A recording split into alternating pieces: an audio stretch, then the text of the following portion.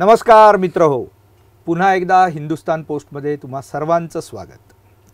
सध्या मराठा आरक्षणाचा आंदोलनाचा मोर्चा हा मुंबईच्या वेशीवर यायला निघाला आहे। राम मंदिर आहेच, 22 तारखेला राम मंदिराचं एवढा मोठा कार्यक्रम होत असताना 20 तारखेला जरांगे पाटील मराठा आरक्षणाचा मुद्दा घेऊन मुंबईकडे कूच करतायत। बाकीही इतर महत्त्वाचे विषय तुम्ही पाहताच आहेत। उद्धव ठाकरेंनी घेतलेली महापत्रकार परिषद असेल आणि त्याला दिलेलं राहुल नार्वेकर विधानसभा अध्यक्षांनी दिलेलं सडेतोड उत्तर असेल, या सगळ्या घडामोडींवर आपण लक्ष ठेवतोच आहोत। पण मराठा आरक्षणाचा जो खितपत पडलेला गेल्या अनेक वर्षांपासून रेंगाळलेला आणि आता अचानक तो अत्यंत टोकाला आलेला हा जो मुद्दा आहे, त्याकडे थोडंसं वेगळ्या नजरेने आपण पाहण्याचा प्रयत्न करणार आहोत। मराठ्यांना खरोखरच सगळ्या मराठ्यांना आरक्षण हवंय का? विचार करण्यासारखा प्रश्न आहे। कारण सुरुवातीला अगदी काही महिन्यांपूर्वीपर्यंत समस्त मराठा समाज हा आरक्षणाला होकार देणारा आणि आरक्षणाच्या मागे उभा राहणारा होता। पण जरांगे पाटलांनी ओबीसी मधून आरक्षण मागायला सुरुवात केल्यानंतर यामध्ये थोडेसं परिवर्तन यायला लागलं। सगळ्या मराठ्यांना आरक्षण हवंय का या प्रश्नाचं उत्तर जर घेतलं तर अनेक मराठी आता आरक्षण नको या भूमिकेत आहेत। आणि आज आपल्यासोबत मराठा महासंघाचे मुंबई अध्यक्ष राहिलेले आणि शिवराज्याभिषेक समिती किल्ले रायगडचे अध्यक्ष आणि ज्यांनी मराठा आरक्षणाला विरोध करत या मराठा महासंघाचं अध्यक्षपद सोडलं होतं, जे मराठा आरक्षणाला विरोध करतायत असे सुनील पवार आज आपल्यासोबत आहेत आणि त्यांच्याकडून त्यांच्या भूमिका आजपर्यंतच्या आपण जाणून घेणार आहोत आणि या पुढच्या भूमिकेबाबतही आपण त्यांच्याकडून स्पष्टीकरण घेणार आहोत। सुनीलजी, स्वागत आहे। सर्वप्रथम मी तुमची ओळख ज्या पद्धतीने करून दिली त्या पद्धतीने तुम्ही मराठा म्हणून मराठा आरक्षणाला जो समस्त मराठा जो समर्थन देत होता त्याला विरोध करण्याची भूमिका का घेतली आणि कशी घेतली? मराठा महासंघाचा मी मुंबईचा अध्यक्ष होतो 2007-08 मध्ये। तेव्हा मराठा महासंघाची भूमिका काय होती की जातीच्या नावावर कोणाला आरक्षण नको, म्हणून आम्ही महाराष्ट्रामध्ये फिरलो, दौरे केले, शालिनीताई पाटील आमच्यासोबत असायच्या। तर तेव्हा जी भूमिका होती ती अचानक बदलली मराठा महासंघाने आणि मराठा महासंघाने तेव्हा आरक्षण मागितलं। तर म्हटलं मी कशासाठी आलो तुमच्यासोबत की जातीच्या नावावर आरक्षण नको, आपला भारतीय पासपोर्ट, तेव्हाही माझा पासपोर्ट होता, त्याच्यावर स्पष्ट लिहिलं होतं की भारतीय म्हणून, कुठेही जात लिहिली नव्हती। मग असं असताना जातीजातीमध्ये द्वेष निर्माण करण्याचा प्रयत्न कशामुळे होतो आहे तर आरक्षणामुळे होतो आहे। डॉक्टर बाबासाहेब आंबेडकरांनी 10 वर्ष आरक्षण दिलं होतं, नंतर मग त्यावेळच्या राज्यकर्त्यांनी ते सतत वाढवत नेलं। त्यामुळे काय झालं, जे इतर ओपन समाज आहेत म्हणजे ब्राह्मण असेल किंवा मराठा क्षत्रिय लोक आहेत, मराठा ही एक महाराष्ट्रामध्ये जात स्वतःला म्हणवतात, जे लढाईत लढायचे ते स्वतःला मराठा म्हणवतात, काही ठिकाणी कुणबी लावतात। नागपूर वगैरे तुम्ही आता शेती करणार हा कुणबीच, आणि जास्तीत जास्त मराठा जो जमीनदार आहे तो कुणबीच, आणि त्यांच्याकडे शेतात काम करणारे हे कुणबाबा ते पण कुणबीच। पण नंतर काय झालं की इतर समाजाला आरक्षण मिळत गेलं, शिक्षणात आरक्षण मिळत गेलं, नोकरीत आरक्षण मिळत गेलं, बढतीमध्ये आरक्षण मिळत गेलं। त्यामुळे या जे गरीब मराठा आहेत आणि गरीब ब्राह्मण आहेत आणि ज्या ओपन जाती आहेत त्यांचं खूप मोठं नुकसान व्हायला लागलं। म्हणून आम्ही त्यासाठी भूमिका ठेवली होती की जातीच्या नावावर आरक्षण कोणालाच नको म्हणून। स्वतः बाळासाहेब ठाकरे हिंदू हृदय सम्राट त्यांनी पण आम्हाला सांगितलं होतं की जातीच्या नावावर कसलं आरक्षण मागताय आणि मराठा समाजाला तुम्ही आरक्षण मागताय। तर त्यांना आम्ही तेव्हा सांगितलं अगदी तुमची भूमिका योग्य आहे, पण आता अशी परिस्थिती निर्माण झाली आहे की जे औरंगाबाद, नागपूर, मराठवाडा इथे जे कुणबी म्हणून आहेत त्या लोकांना ओबीसीमध्ये स्थान मिळालं आहे, पण जे कोकणामध्ये तुम्ही पर्टिक्युलर याल ना तर मराठा समाज जो आहे तो म्हणतो अरे आम्ही ओबीसी तुम्ही लावणार, तुम्ही आम्हाला कुणबीमध्ये टाकणार, हे काय आमच्या घरातल्या लोकांना मान्य नाही। आम्ही मराठा म्हणून आमचे हे आहे की म्हणजे एक रुबाब आहे आमचा, तो आम्ही कशाला घालवून बसणार, जातीच्या नावावर आमची काय आमची तुटपुंजी शेती आम्ही त्याच्यामध्ये समाधानी आहोत असेही म्हणणारे लोक आहेत। आणि तुम्ही असंही जाऊ नका की 5-25 मराठा साखर सम्राट किंवा शिक्षण सम्राट झाले म्हणून मराठा समाज सुधारला असं नाही आहे। फार वाईट परिस्थिती मराठ्यांची आहे। लोकसंख्येचा हिशोब जर महाराष्ट्रामध्ये पाहिला तर गरीब मराठा शेतकऱ्यांची प्रचंड वाईट परिस्थिती आहे, अक्षरशः आत्महत्या करायची मग पाळी आहे. त्यांच्याकरता जर या मराठ्यांकरता जर आरक्षणाची गरज असेल आणि त्या आरक्षणामुळे जर हा मागासलेला समाज जर पुढे येऊ शकणार असेल तर तुमचा विरोध का त्याला? विरोध कुठे आहे? तुम्ही द्या ना सरसकट आरक्षण. मराठा म्हणून आरक्षण देणार आहात का तुम्ही?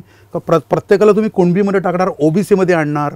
बरोबर. आता तुम्ही एक समजा, तुम्ही ओबीसी आहात, कोणत्याही जातीचे असत, आता तुम्ही ओबीसीमध्ये बसता आणि मराठा समाजाला ओबीसीमध्ये घेतलं आणि तुम्ही जर आमच्याकडे आमच्या मुलीची मागणी केली की आता आपण एकत्रच आहोत, ओबीसी आहोत, बरोबर ना, तर आम्हाला तुमच्या मुलगी तुम्ही देणार का आमच्या मुलासाठी? तर मराठा समाज देणार का त्या इतर ओबीसी जातीतल्या लोकांना स्वतःची मुलगी? आपण आता एकत्र ओबीसीमध्ये आहोत म्हणून असं नाही होणार. म्हणजे तुम्ही असं म्हणणार की नाही, ओबीसीमधले आम्ही श्रेष्ठ. या प्रश्नाला समस्त मराठा समाजाने उत्तर देणं अपेक्षित आहे की जे सुनीलजी हा प्रश्न उपस्थित करतायत यानुसार हे घडणार आहे का? बरोबर. आणि मला वैयक्तिक मी पहिल्यापासून आरक्षणाला विरोध केला. मराठा आरक्षणालाच असं नाही, जातीच्या नावावर कोणालाच आरक्षण होता का म्हणे. आर्थिक निकषावर आरक्षण सरकारने 5 लोकांची कमिटी बनवून, मग तो पोस्टमास्तर असून देत, शाळा मास्तर असून देत, विश्वासू लोकांची कमिटी बनवून त्या गावातल्या लोकांना जे गरीब आहेत, मग ते कोणत्याही जातीचे असून देत, त्यांना आरक्षण दिलं पाहिजे. शाळेचं शिक्षण, कॉलेजचं शिक्षण किंवा नोकरीमध्ये आरक्षण दिलं. पण बढतीमध्ये आरक्षण हा वादग्रस्त मुद्दा आहे. त्याच्यामुळे समाजामध्ये दुफळी निर्माण झाली आहे. मराठा समाज जो आज पेटला आहे ना, जो शिपाई, मी मराठा समाजामध्ये आहे समजा, किंवा मी इतर ओबीसी समाजामध्ये आहे किंवा मी दलित समाजामध्ये आहे, आपण तिघं एकत्र मित्र आहोत. आणि जेव्हा पोलीस भरती होतो तेव्हा मराठा समाजातला पोरगा पोलीस शिपाईच म्हणून राहतो आणि इतर समाजातले लोक त्यांचे अधिकारी होतात आणि त्यांना सल्यूट मारावा लागतो. मग हा देश कसा चालणार बाबा? हा कोणता नियम बसतो? ही समानता झाली का देशामध्ये? नाही झाली. 26 जानेवारीला आपण 15 ऑगस्टला झेंडा तिरंगेला आपण सल्यूट करतो आणि ते मग नंतर मग ऑफिसमध्ये गेल्यावर वेगवेगळ्या याच्या टेबलावर बसतो. हे असं कसं होणार? नाही, पण ते प्रत्येकाच्या कार्यक्षमतेनुसार आणि शिक्षणानुसार पण नाही, हे आरक्षणमुळे तुम्ही बढती मिळते तुम्हाला. माझा आरक्षणाविरोधाला विरोध नाही आहे. मराठा समाजाचा पण आरक्षणाला विरोध. सगळ्यांचं आरक्षण काढून टाका, मराठा समाज आरक्षण मागणार नाही. आहे का सरकारमध्ये हिंमत? सुप्रीम कोर्टामध्ये हिंमत? किती वर्ष झाली तुम्ही आरक्षण चालू ठेवलं आहे? आज मी राजीनामा देऊन मराठा महासंघाचं 15 वर्ष होऊन गेली. तुम्ही अत्यंत वादग्रस्त असं विधान करताय. वादग्रस्त कशाला? जे आहे ते लोकांना कळणार आहे ना. जे सत्य आहे तेच बोलतोय मी. मला स्वतःला आरक्षण नको होतं. मी व्यवसाय करून पैसे कमवतो, माझ्यात हिंमत आहे आणि प्रत्येक मराठ्यात ती आहे. तो शेती करेल, काही करेल, पण तो स्वतःच्या हिमतीवर स्वतःचं घर चालवू शकतो. पण मग जरांगे पाटलांच्या आरक्षणाच्या आंदोलनाकडे तुम्ही कसं बघताय? जरांगे पाटील आता किती म्हणजे 6-8 महिने झाले त्यांचं नाव चर्चेत आहे, पण त्यांच्या पाठीमागे कोणतरी असल्याशिवाय एवढ्या मोठमोठ्या सभा नाही होऊ शकत. तुम्ही एक ट्रॅक्टर भाड्याने घेतलं तर खिसे रिकामी होतात. आता एवढे ते ट्रॅक्टर वगैरे घेऊन मुंबईच्या वेशीवर येणार आरक्षण. छत्रपती शिवाजी महाराजांचे मावळे तुम्ही ना सगळे स्वतःला म्हणता. आणि छत्रपती शिवरायांचं काय स्वप्न होतं? जेव्हा त्यांचा रायगडावर काळ झाला तेव्हा महाराजांनी काय सांगितलं? माझा काशीचा विश्वेश्वर सोडवा. कोणाला सांगितलं? शिवरायांच्या मावळ्यांना. आम्ही मावळे आहोत, आम्ही त्याच ध्येयाने झपाटलेलो आहोत. आज काशीचा विश्वेश्वर सोडवला. सरकार कोणतंही असून देत, पण त्या आजच्या सरकारने सोडवला. आज तेच सरकार राम मंदिर बांधते, बरोबर ना? बांधलं आहे त्यांनी. आता त्याचं उद्घाटनाचा सोहळा आहे 22 जानेवारीला. जर जरांगे पाटलांनी विचार केला असता, स्वतः छत्रपतींनी स्वतःच्या मुलाचं नाव राजा राम ठेवलं. बरोबर. राजा राम म्हणजे काय? त्या राजा रामाचं मंदिर होतं आहे अयोध्येमध्ये, या भारतभूमीवर. केवढा प्रत्येक हिंदूला त्याचा अभिमान पाहिजे. मग तो हिंदू कोणत्याही जातीतला असून ते जात ही महत्त्वाची नाही आहे. छत्रपती शिवरायांनी 18 पगड जातींना एकत्र करून हिंदू स्वराज्याची स्थापना केलेली आहे. आणि रायगडावर राज्याभिषेक सोहळा होतो. आम्ही मावळे तयार करायचं कार्य करतो आणि पुढे करत राहणार. कोणताही राजकीय मला बॅकग्राऊंड नाही आहे आणि मी जाणार पण नाही त्या राजकीय पक्षामध्ये. पण जरांगे पाटलांनी जर विचार केला पाहिजे होता की जर राम मंदिर देशामध्ये संपूर्ण दिवाळी साजरी होणार आहे, प्रत्येक घराघरात गोडधोड होणार आहे, प्रत्येक घरात फटाके वाजणार आहेत, दिवे पणत्या पेटणार आहेत, अशा वेळेला तुम्ही मुंबईत येऊन कायदा सुव्यवस्था ही कोणतरी बघा, तुम्ही चांगल्या उद्देशाने येणार, पण ते म्हणतात ना ह्याच्या दुधात मीठ टाकणारे लोक पण आहेत समाजामध्ये. त्याच्यामुळे वाद निर्माण होणार. जे दिल्लीत झालं तसं त्या शेतकरी आंदोलन तसं होऊ नये. आपला हा आनंदाचा दिवस आहे. 500 वर्षांनी तो येतोय. केवढा मोठा भाग्य हिंदूंचं. ते व्यवस्थित झालं पाहिजे होतं. त्याच्यानंतर आंदोलन करा, आम्ही पण आहोत तुमच्यासोबत. मी कधीच म्हणत नाही मराठा समाजाला आरक्षण नाही मिळालं पाहिजे, पण सरसकट मराठ्यांना तुम्ही आरक्षण देणार का कुणब्यांनाच फक्त पण आरक्षण त्यांची तीच देणार? मागणी आहे की सरसकट ओबीसी मधून सरसकट मग घेऊन दाखवा ना, आणि सगळे सोयरे. मग घ्या ना. या आनंदाची गोष्ट शब्दाचा आहे, केलाय. आनंदाची गोष्ट. मग इतर समोर ब्राह्मण समाजाने काय करायचं? त्यांच्यात गरिबी नाही का? त्यांचा कोणी विचार करायचा? ह्याला समाज एकरूप नाही होऊ शकत. हे असंच वाद होत राहणार आहे जाती जातीमध्ये शेवटपर्यंत. म्हणून माझं स्पष्ट मत आहे, जातीय आरक्षण संपूर्ण काढून टाका. देश एक संघ ठेवण्यासाठी जर तुम्हाला भारतीय म्हणून एकत्र यायचं असेल तर आरक्षण नाही पाहिजे, ही माझी स्पष्ट भूमिका आहे. तेव्हाही होती आणि आजही आहे. पण गरीब मराठ्यांकडे बघून मी गप्प होतो की जाऊन दे, चला आरक्षण मिळते त्यांना मिळू देत. आजही माझी भूमिका तीच स्पष्ट आहे. जर खरोखर तुम्ही सरकारकडनं आरक्षण मिळवून देणार का? आणि सरकार का देत नाही आहे? मग काहीतरी अडचणी असणार ना त्यांना. नाही, सुप्रीम कोर्टात हे टिकलं नाही. गेल्या वेळेला जे आरक्षण दिलं ते हायकोर्टात टिकलं, उच्च न्यायालयात टिकलं. तेव्हाच्या सरकारला नीट तिकडे फेस करता आला नाही, कोर्टामध्ये वकिलांना उभं करता आलं नसेल, त्यामुळे ते टिकलं नाही. मग आता करा. तोच प्रयत्न सुरू आहे त्यांचा, असं आश्वासन आता मुख्यमंत्री एकनाथ शिंदे यांनी तर चांगली गोष्ट आहे, छत्रपतींपुढेच शपथ घेतली आहे. आणि एकनाथ शिंदे साहेब हा कट्टर मावळा आहे शिवरायांचा, आणि तो जर एकदा बोलत असेल तर मराठ्यांना तो असं वाऱ्यावर नाही सोडणार, असं माझं आजपर्यंत मी त्यांना बघत आलो आहे त्यांचं काम. तुम्ही शिंदे गटाचे समर्थक आहात का? मग मी छत्रपती शिवरायांचा मावळा आहे, आणि जो हिंदुत्वाची बाजू घेणार त्याच्याबरोबर मी उभा राहणार.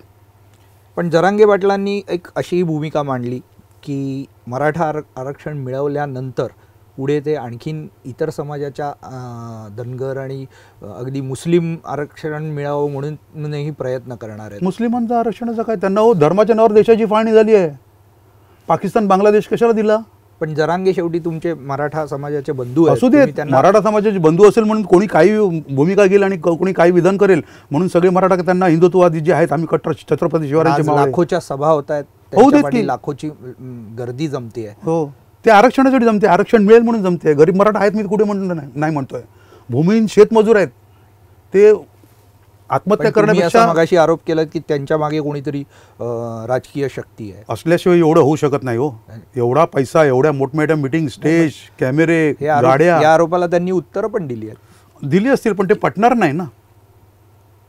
गरीब मराठा आहे, त्याला नोकरी नाही, तो कुठून पैसा गोळा करणार आणि जरांगे पाटलांकडे देणार की हे घ्या सभेला एवढा पैसा खर्च करा म्हणून? प्रॅक्टिकल आहे का हे? पटणार आहे का कोणाला? कोणतरी पाठी असल्याशिवाय होणार नाही ना. कोण मला माहिती नाही, पण कोणतरी असल्याशिवाय पैसा उभा राहत नाही हो. मी पण मराठा आंदोलनं केलेली आहेत.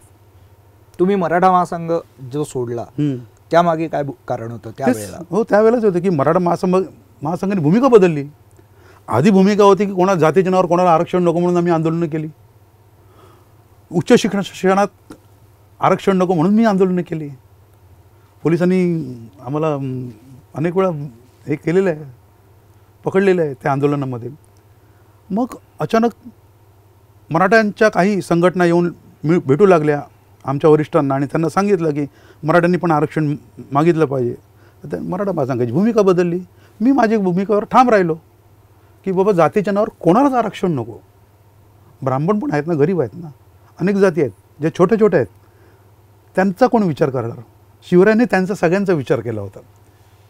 आरक्षणाचा विचार महाराज असते किंवा बाबासाहेब जरी आंबेडकर असते त्यांनी सांगितलं असतं आरक्षण नको. तुम्ही म्हणत होतात शिवरायांचं जेव्हा आपण कौतुक करतो क्षत्रिय कुलावंताने असं हे करतो आणि मराठा ही जातच नाही असं तुम्ही मगाशी म्हणत होतात.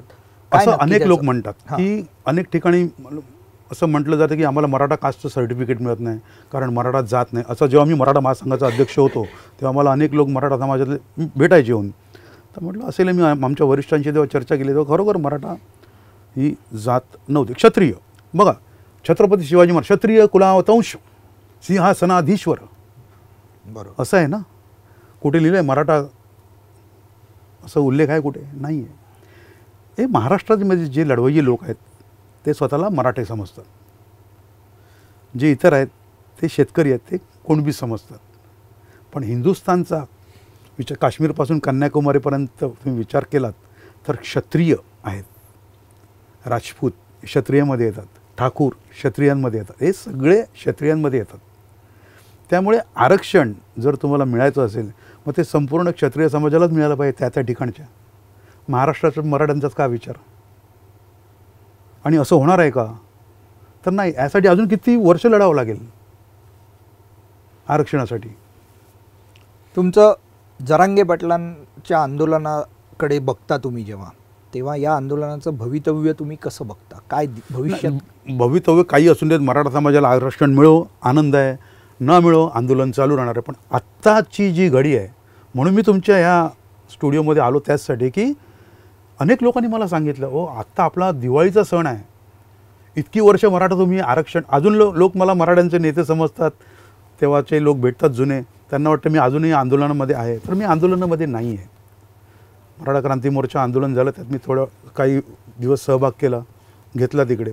पण तेव्हाचे लोक अजूनही भेटतात, फोन करून चर्चा करतात, अहो की आता दिवाळीचा सण आहे आपला 22 जानेवारीला, तर जरांगे पाटलांना तुम्ही विनंती करा की थोडंसं आंदोलन 7-8 दिवसासाठी का होईना, म्हणजे 26 जानेवारीनंतर 2 महत्त्वाचे आपले देशाचे हे आहेत की एक राम जन्मभूमी अयोध्यामध्ये आणि प्रजासत्ताक दिन, तर तुम्ही त्यांना विनंती करा. मी म्हटलं आता त्यांना कळायला पाहिजे. नाही, पण तुम्ही एक मराठा म्हणून आणि एका मराठा महासंघासारख्या किंवा आता किल्ले रायगड समितीचा अध्यक्ष म्हणून जरांगेंना ही विनंती का नाही करत आहात? विनंती करून अनेक लोकांनी केली विनंती त्यांना, नाही असं नाही. विनंती करण्यापेक्षा आपण काय करतो, आता मी जर जरांगे पाटलांच्या जागी असतो आणि मी छत्रपती शिवरायांचा मावळा म्हणून मी वागतो आहे, महाराष्ट्रामध्ये कार्य करतो आहे, तर मी ताबडतोब मी माझं हे थांबवलं असतं आणि सांगितलं असतं की ठीक आहे, हा चांगला राम जन्मभूमी राजाराम महोत्सव आहे मोठा, तर आपण 8-10 दिवस 20 तारखेचं 30 तारखेला करू, 10 दिवसांनी काय फरक पडणार नाही आहे. कार्य तेच असणार आहे. मुंबईत येणार आहेत, आझाद मैदानावर आंदोलन होणार आहे, मराठ्यांची ताकद दाखवणार आहेत. पण तुम्ही मगाशी म्हणालात तसं अशा आंदोलनात जे दिल्लीत घडलं तशी भीती तुम्ही जी व्यक्त करताय, हां, भीती वाटते. ती भीती कारण हा फार नाजूक विषय आहे मराठ्यांचा. मराठा ही जात एक खतरनाक जात आहे. पेटायला वेळ नाही लागत, म्हणून सावध पावलं टाकली पाहिजेत. बाळासाहेब ठाकरेंनी माझ्यावर अग्रलेख लिहिला होता सामनामधनं, ती आठवण पण हां, तेव्हा त्यांनी बाळासाहेबांनी अग्रलेख लिहिलं, त्यात लिहिलं होतं की समाज कार्य करताय, चांगलं करताय, जात सगळ्यांची असते, पण तुम्ही किती जातीसाठी आरक्षण, अनेक विषय असतात, तुम्ही किती लढणार आणि एका जातीसाठी. मग छत्रपती शिवरायांचं नाव घ्यायचं आपल्याला काय अधिकार राहतो? बरोबर. जर तुम्ही जातीच्या नावावर आरक्षण मागता तर छत्रपती शिवरायांच्या नाव घ्यायचा अधिकार काय राहतो? ठीक आहे. हिंदुस्तान पोस्टच्या माध्यमातून तुम्ही जरांगे पाटलांना काय आवाहन कराल? आम्ही आव्हान आज जोडून त्यांना विनंती करेन की आपण आज नेते आहात, मराठा समाजाचं नेतृत्व करता. कधी काळी आम्ही छोट्या प्रमाणात करत होतो, पण हा आपला मोठा दिवाळीचा उत्सव आहे. तुम्ही 20 तारखेला तुमचा मोर्चा आहे, 22 तारखेला अयोध्येमध्ये अनेक लोक चालले आहेत, घराघरातनं दिवाळी साजरी होणार आहे. तर तुम्ही थोडं 26 जानेवारीनंतर जर हा कार्यक्रम केलात, सगळे मराठे तुम्हाला सहकार्य करतील.